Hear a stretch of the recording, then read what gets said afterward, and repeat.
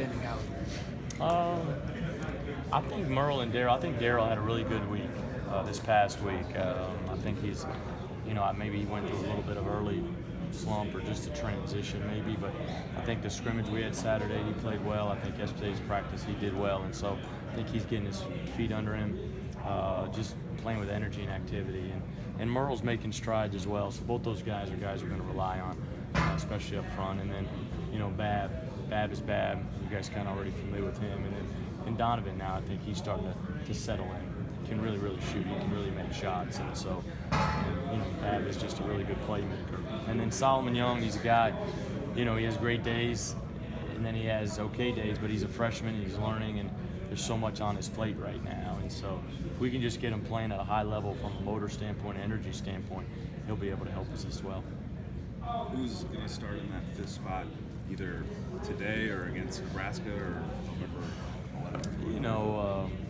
I don't want to say who's going to start, but I mean, you got really, if you look at the front court guys right now, that probably Burton, Merle, and Bowie, and then Solomon. I mean, those are the four guys right now that are up front, and then, we still got Simeon and Ray sitting out, but Simeon, hopefully he can still make some progress. But those three seniors are probably, they're a lot further ahead. Sometimes would it be fair to say that in a perfect world it is Holden, just given his size and with the rest of the roster? Yeah, you could say that.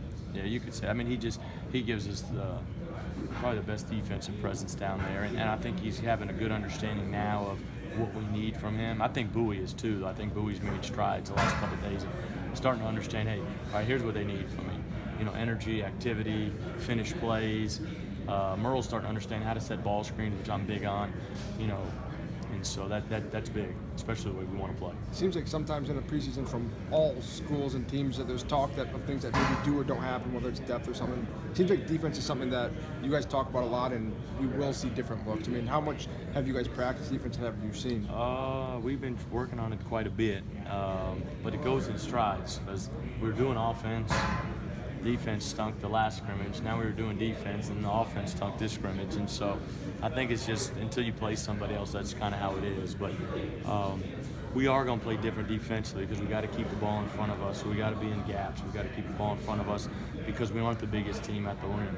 And so we got to make people take contested jump shots, and then we got to rebound by committee. But we will change defenses more than we have in the past, and that's something we have made a conscious effort with. And then we will zone. That's not something we've really gotten to yet because I'm not a guy that likes to have 4 or 5 different things in. I want to get good at 1 and 2 before I get to 3, 4, and 5.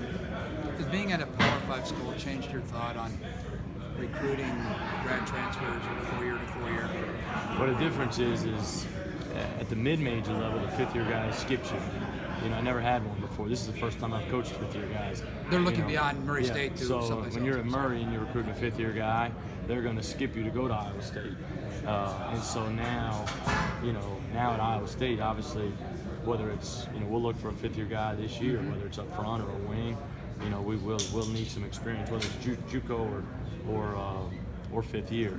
But there's obviously a lot of positive to it. Everybody has their different thoughts on 5th year, but obviously for our program, it's been very, very helpful and impactful.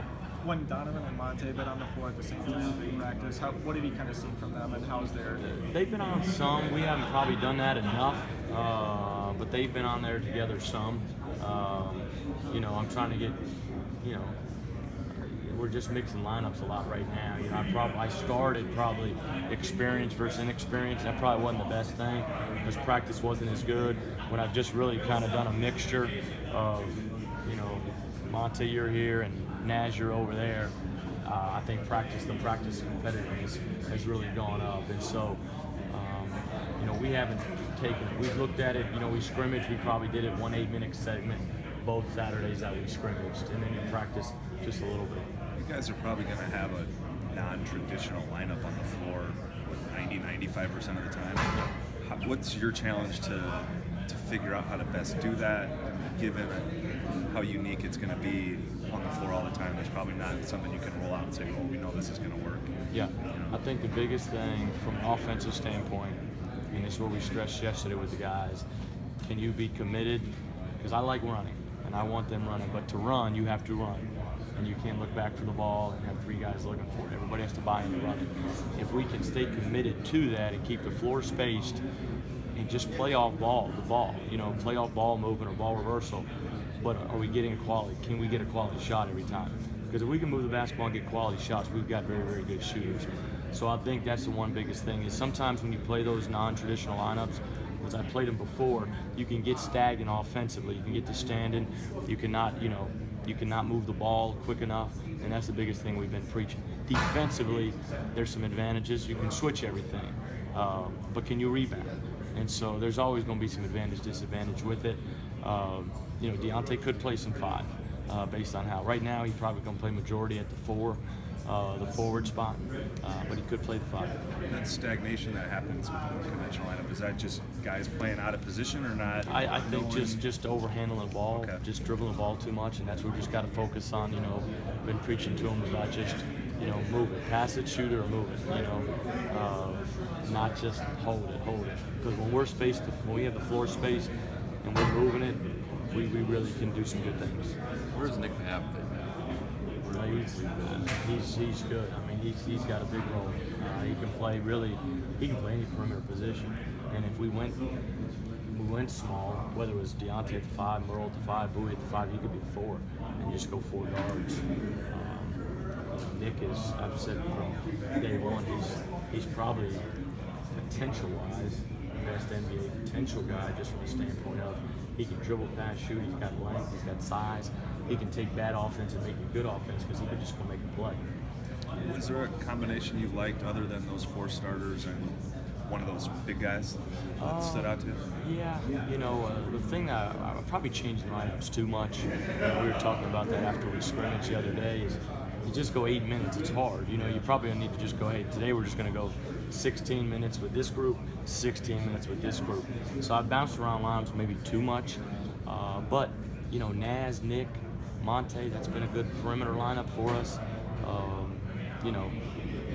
Bowie and Merle have been good together because they both played great energy. But we've been bouncing around a lot of different lineups and really haven't played what everybody would think as much the last 2 weeks of just the 4 seniors in Merle or the 4 seniors in Bowie. We haven't played it as much because I wanted to get back to the competitiveness. So if you're playing tonight, who do you start? You probably, I'm not going to say, I don't put out there who will start, but you probably have a good idea, the 4 returning seniors, obviously, and then, Merle's probably put himself in position, but Bowie is a candidate as well, one of those 2 guys. It's going to be, out of that group.